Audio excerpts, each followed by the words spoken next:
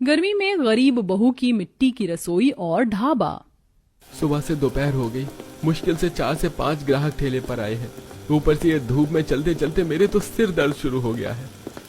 गर्मी के चलते अनुज के सिर में काफी तेज दर्द होने लगता है और अब अनुज दोपहर में ही अपना ठेला लिए वापस अपने घर आ जाता है। अरे आप इस वक्त, आप तो शाम में आते हैं ना, क्या हुआ? तबीयत तो ठीक है ना आपकी? धूप में घूमते हुए सिर में काफी दर्द होने लगा, इसलिए मैं आ गया। थोड़ी देर सोना पड़ेगा वरना सिर के दर्द से यूं ही तड़पता रहूंगा। अनुज मुंह हाथ धोता है और एक गिलास पानी पीकर सो जाता है। ऐसे ही शाम होती है और अब निशा अपनी रसोई घर में जाकर खाना बनाने लगती है। कहने को तो शाम हो चुकी थी, लेकिन रसोई घर में कदम रखते ही निशा के पसीने छूटने लगते हैं। मैं तो परेशान हो गई हूँ इस रसोई से। 2 मिनट इंसान यहाँ बैठकर कुछ बना नहीं सकता। ऊपर से कितनी छोटी और बंद है।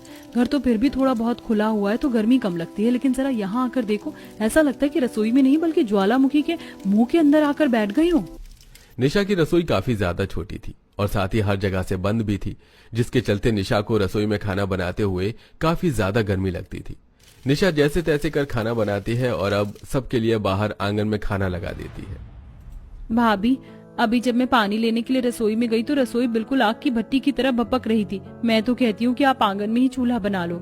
सोचा तो मैंने भी यही था, लेकिन कोई फायदा नहीं है। रात में तो आराम से खाना बना लूंगी, लेकिन दोपहर और सुबह तो धूप में मेरा शरीर जलेगा। मैं तो सोच रहा हूँ कि अब ठेले पर खाना पीना बेचना बंद कर दूं। इतनी गर्मी में घूमते घूमते खाने पीने की चीज बेचना काफी मुश्किल हो जाता है। पता है, अभी भी मेरे सिर में दर्द हो रहा है हल्का हल्का। इतनी गर्मी में तो कम से कम इंसान के पास एक छोटा सा ही सही लेकिन ढाबा तो होना चाहिए। बिना ढाबे के तो मैं खाना नहीं बेच सकता। अब बेटा, इसके लिए पैसे भी तो होने चाहिए। अगर हमारे पास ढाबे के लिए पैसे होते तो सबसे पहले तो मैं बहू की रसोई तुड़वाकर ठीक से बनाती। कम से कम मेरी बहू को राहत तो मिलती गर्मी से थोड़ी। पूरे परिवार का ही गर्मी से काफी बुरा हाल था। अनुज जब भी धूप में बाहर ठेला लेकर निकलता तो उसकी हमेशा हालत खराब हो जाती। कभी कभी तो अनुज को इतनी तबीयत खराब होती कि वो कई कई दिनों तक बिस्तर पर ही पड़ा रहता। अगर शरीर में थोड़ी बहुत जान होती तो मैं कभी भी अपने बेटे को ऐसे हालत में नहीं देखता और खुद जाकर ठेला लगाता। न जाने कब इनकी तबीयत ठीक होगी। और अगर कभी अनुज की तबीयत ठीक भी होती और वो सुबह से शाम तक अपने खाने का ठेला लेकर इधर उधर घूमता तो भी गर्मी के चलते कोई उसके ठेले पर आकर खाना नहीं लेता, जिससे काफी सारे खाने की बर्बादी होती थी। आज खाना बनाने की कोई जरूरत नहीं है। सारा का सारा खाना बचकर यूं ही वापस आया है। इतना सारा खाना हम लोग कैसे खाएंगे और कहाँ तक पड़ोस में भी बांटेंगे? कितनी पैसों की बर्बादी होती है। अब क्या ही कर सकते हैं। हमारी तरह ग्राहक लोगों को भी तो गर्मी लगती है। आजकल तो लोग अपने घरों में ही बैठे बैठे एसी की ठंडी हवा में खाना मंगवा कर खा लेते हैं। जब इतनी सुविधा है तो कोई क्यों ही इतनी गर्मी में बाहर निकलेगा। कुछ समय और गुजर जाता है। निशा के ससुराल में सास ससुर के कुछ रिश्तेदार आए होते हैं। सोमवती, तुम्हारा घर तो फिर भी ठीक है, लेकिन रसोई तो बाप रे बाप। पता है, अभी मैं अंदर पानी लेने के लिए गई, कितनी गर्म है तुम्हारी रसोई। बेचारी तुम्हारी बहू इतनी गर्मी में खाना कैसे बनाती होगी। क्या बताऊं दीदी, हम सब काफी परेशान है रसोई की वजह से। 2 मिनट बैठ नहीं सकते अंदर जाकर। शहर से तो अच्छा हमारा गांव ही है। पता है, गांव में आज भी कई लोगों के घर मिट्टी के बने हैं। हमारा तो खुद का ही घर मिट्टी का बना है। घर से लेकर रसोई सब कुछ मिट्टी का ही है। पूरा घर बिल्कुल बर्फ जैसा ठंडा रहता है। मुझे तो लगता है कि पुराने जमाने में ही लोग मिट्टी के घर रसोई वगैरह बनाते होंगे, लेकिन आज के समय में भी लोग मिट्टी के घर में रहते हैं। ये जानकर काफी हैरानी हुई। वही तो बहू, बिना पैसे लगाए बस थोड़ी मेहनत कर, कम से कम गर्मी से थोड़ी राहत तो मिलती है। 2-4 दिनों में ही वो सभी रिश्तेदार वापस अपने घर चले जाते हैं। तो वहीं अब निशा जल्दी से ढेर सारी मिट्टी इकट्ठा करके घर लेकर आती है, जिसे देख सोमवती, मनीषा बहू तो इतनी सारी मिट्टी क्यों लेकर आई है? भला अब इस मिट्टी का क्या करेगी? आपको सुनीता काकी की ये बात याद नहीं है? उन्होंने कहा था कि गांव में लोगों की मिट्टी के घर और रसोई होती है जिसमें काफी ठंडक रहती है। इसीलिए मैंने सोचा है कि अब घर तो ना सही, लेकिन कम से कम मिट्टी की रसोई तो बना सकती हूँ। भाभी बिल्कुल ठीक कह रही है। खाना तो भाभी बनाती है। गर्मी में देखिए उनकी क्या हालत हो गई है। हाथ पैर पर कितने दाने निकल आए। भाभी, मैं आपकी इसमें मदद करूंगी। निशा अपनी सास और नंद की मदद से अब जल्दी एक मिट्टी की रसोई बनाती है। रसोई के साथ साथ रसोई में इस्तेमाल किए जाने वाले बर्तन और यहाँ तक कि तसल्ली से बैठकर खाने के लिए छोटे छोटे बैठक भी बनाती है। 3 से 4 दिन की लगातार मेहनत के बाद आखिरकार निशा की मिट्टी की रसोई बनकर तैयार हो जाती है, जिसके अंदर काफी ज्यादा ठंडक होती है।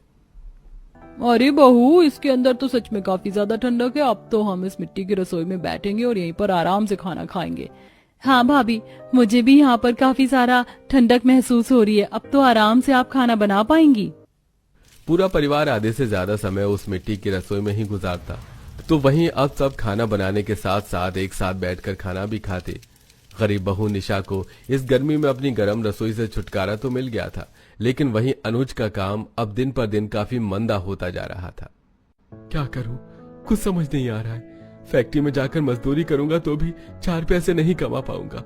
इतने सपने लेकर ये ठेले का काम शुरू किया था मुझे, पर क्या पता था कि ये ऐसा हो जाएगा। आप एक काम क्यों नहीं करते? जिस तरह हमने मिट्टी की रसोई बनाई ठीक उसी तरह आप एक मिट्टी का ढाबा बनाएं। फिर देखना, आप आराम से एक जगह बैठकर लोगों को खाना खिलाएंगे। मिट्टी की रसोई और मिट्टी का ढाबा बनाने में काफी बड़ा अंतर है। और रसोई तो फिर भी तुम लोगों ने 4-5 दिन में बना ली, लेकिन ढाबा बनाने में काफी समय लगेगा और ये काम इतना आसान नहीं है जितना दिख रहा है। जानती हूँ ये काम काफी मुश्किल है, लेकिन अब करना तो होगा ना। अगले दिन अब पूरा परिवार एक साथ मिलकर मिट्टी का ढाबा बनाने के लिए काफी सारी मिट्टी को इकट्ठा करता है और अब धीरे धीरे मिट्टी का ढाबा बनाना शुरू कर देते हैं। मैं तो सोच रही हूँ ढाबा बनाने के साथ साथ मिट्टी के बड़े बड़े चूल्हे और तंदूर भी बना लेते हैं, लेकिन जब ग्राहक खाएंगे तो बैठेंगे कहाँ? भाभी, जब मिट्टी का ढाबा बना रहे हैं तो मिट्टी की कुर्सी टेबल भी बना लेते हैं। काफी मेहनत और कुछ समय के बाद आखिरकार इस गरीब परिवार का मिट्टी का ढाबा बनकर भी तैयार हो जाता है, जिसके अंदर काफी ज्यादा ठंडक थी। आसपास के कई सारे लोग मिट्टी के ढाबे को देखकर काफी हैरान होते हैं और अब इस मिट्टी के ढाबे में आते हैं। अरे ये आप लोगों का ढाबा सच में मिट्टी का ही बना है ना? ये तो हमें लग रहा है कि मिट्टी के घर वगैरह तो देखे थे, लेकिन मिट्टी का ढाबा पहली बार देख रहा हूँ। बिल्कुल सही कहा है आपने। हमारा ये ढाबा मिट्टी का बना हुआ है और यहाँ का खाना तो इस ढाबे से भी ज्यादा बढ़िया है। अरे भूख तो बहुत जोरों की लग रही है। वैसे क्या क्या है खाने में? ये हमारा मेन्यू है, आपको जो भी खाना है बता दीजिए, हम अभी झटपट तैयार कर देते हैं। ग्राहकों के ऑर्डर देते ही अनुज और निशा बड़े बड़े मिट्टी के बर्तनों में मिट्टी के चूल्हे पर ही उनका ऑर्डर का खाना बनाते हैं। और अब जब सभी ग्राहक मिट्टी के बर्तनों में बना हुआ खाना खाते हैं तो ये खाना खाकर तो मुझे अपने गांव की याद आ गई। जब मैं गांव में रहता था तो वहाँ अक्सर मिट्टी के बर्तनों में बना हुआ ही खाना खाया था। मिट्टी के बर्तन में बना हुआ खाने का स्वाद ही अलग है भाई। और ये मिट्टी के गिलास में ठंडी ठंडी लस्सी। अरे भैया, ऊपर से इस मिट्टी के ढाबे में तो एक पंखा तक नहीं है, लेकिन मिट्टी की वजह से यहाँ कितनी ज्यादा ठंडक है। सभी ग्राहक काफी खुश होते हैं, जिसे देख अनुज और निशा को काफी ज्यादा अच्छा लगता है। ऐसे कुछ दिन गुजर जाते हैं और अब निशा और अनुज का मिट्टी का ढाबा काफी तेजी से अपनी रफ्तार पकड़ लेता है। अरे यार, खाना ठंडा हुआ जा रहा है और तू है कि फोन चलाने में लगा हुआ है। अरे जल्दी से खाना खा ले, वरना तेरे हिस्से का ये शाही पनीर मैं खा जाऊंगा। अरे 2 दिन पहले जब हम मिट्टी के ढाबे में आए थे तो मज में यहाँ की फोटो पोस्ट करी थी और सिर्फ 2 दिन के अंदर ही कितने अच्छे व्यूज और लाइक आए हैं इस पर। और देख, लोग तो लोकेशन भी पूछ रहे हैं इस जगह आने की। अरे वही लगता है इनका ये मिट्टी का ढाबा कुछ समय में काफी फेमस होने वाला है। जो भी ग्राहक निशा की मिट्टी के ढाबे में आ रहे थे वो सब वहां की फोटो क्लिक करके सोशल मीडिया पर पोस्ट कर रहे थे, जिससे अब और भी कई सारे लोग निशा के मिट्टी के ढाबे से जुड़ जाते हैं और अब धीरे धीरे उनकी आर्थिक स्थिति भी ठीक होने लगती है। उनके गरीबी वाले हालात पूरी तरह से मिट जाते हैं और पूरा परिवार हंसी खुशी रहता है। तो वहीं आज भी निशा और अनुज का मिट्टी का ढाबा ग्राहकों से भरा हुआ होता है। माँ जी, यहाँ मेरे आते ही सब लोग अपने घर के अंदर क्यों चले गए? क्या ये लोग मेरे स्वागत और मुंह दिखाई के लिए अंदर नहीं आएंगे? अरे बहू, तू इन सब बातों में ध्यान मत दे, चल गृह प्रवेश कर। तब जेठानी लक्ष्मी शिप्रा की आरती कर उसका गृह प्रवेश करवाती है। घर के अंदर आने पर 2-4 रिश्तेदार बहू की मुंह दिखाई कर अपने घर चले जाते हैं। माँ जी, रिश्तेदार तो चले गए, लेकिन आस पड़ोस के लोग क्यों नहीं आए? और वो ऐसे घूर क्यों रहे थे जैसे कि हम कोई भूत वगैरह हैं और अंदर छुप गए? चाची ये लोग ऐसे ही है, वो हमें अच्छू। तुम चिंटू की बात मत सुनो, वो बच्चा है, कुछ भी कहता है। बैठ जाओ, मैं तुम्हारे लिए नींबू पानी ले आती हूँ। जेठानी जी, मुझे गर्मी की वजह से बहुत चिपचिपा फील हो रहा है, मुझे नहाना है, आप बाथरूम बता दीजिए। हाँ हाँ बहू, तुम थोड़ा इंतजार करो, अभी पानी मंगवा देती हूँ राजेंद्र से कहकर। माँ जी मैं ले आती हूँ। घर से 2 खाली बाल्टी लेकर लक्ष्मी बाहर कुएं की तरफ जाती है, जहाँ गांव वाले उसे देख बाल्टी फेंक देते हैं। क्या रे लक्ष्मी, तुझे क्या लगा था तू इस कुएं से पानी भर लेगी? पता है ना पूरा गांव इसी कुएं से पानी पीता है, फिर भी मुंह उठाकर यहाँ आ गई। तुम जैसी पिछड़ी जाति के लोगों को इस पानी के आसपास भी नहीं भटकना, कितनी बार बताएं? देखिए काकी, गर्मी बहुत है, घर में पानी की ढंग से एक बूंद नहीं है, बस 2 बाल्टी पानी दे दीजिए। 2 नहीं, 1 ही बाल्टी पानी मिलेगा तुम्हें। गांव वाले पहले अपनी बाल्टी और मटकों को भर लेते हैं, फिर शकुंतला 1 बाल्टी पानी निकालकर दूर से उसकी बाल्टी में पानी पलट देती है। काकी ये बाल्टी आधी खाली है। आधा पानी तो तूने बाहर गिरवा दिया, अब इतना ही मिलेगा। मजबूरन लक्ष्मी वहां से किसी दूर नदी पर जाकर घर पर पानी भर के लाती है। माँ, आपने आने में इतनी देर क्यों कर दिया था? उन गंदी आंटी ने रोका क्या आपको? भाभी ये नैना क्या बोल रही है? कौन सी आंटी? अरे शिप्रा, तुम पहले नहा लो वरना गर्मी से पानी और गर्म होगा। दीदी इस 1 बाल्टी पानी में मैं कैसे नहाऊंगी? आज इतने में ही काम चला लो शिप्रा, वो क्या है ना, कुएं पे भीड़ बहुत है और गर्मी के मारे इतना ही पानी ला पाई। तब शिप्रा 1 बाल्टी पानी से नहाकर गुजारा कर लेती। फिर नहाकर शिप्रा सास के पास आती है। माँ जी खाने में क्या क्या बनाना है बता दीजिए, मुझे बहुत अच्छा खाना बनाना आता है। आज की पहली रसोई आप सभी को याद रहेगी। नहीं बहू नहीं, अभी तू नई बहू है, थक गई होगी, कुछ दिन बाद खाना तुझे बनाने देंगे। हाँ बहू, तुम आराम करो। ससुर के कहने पर बहू अपने कमरे में चली जाती है। अजी अच्छा हुआ आपने बहू को अंदर भेजा, कहीं उसे यहाँ के राशन पानी के ना होने की खबर लग जाती तो। लेकिन माँ आखिर हम कब तक छुपा पाएंगे? वो इतने बड़े घर से यहाँ आई है, उसे कभी भी ऐसे राशन पानी की कमी नहीं हुई होगी।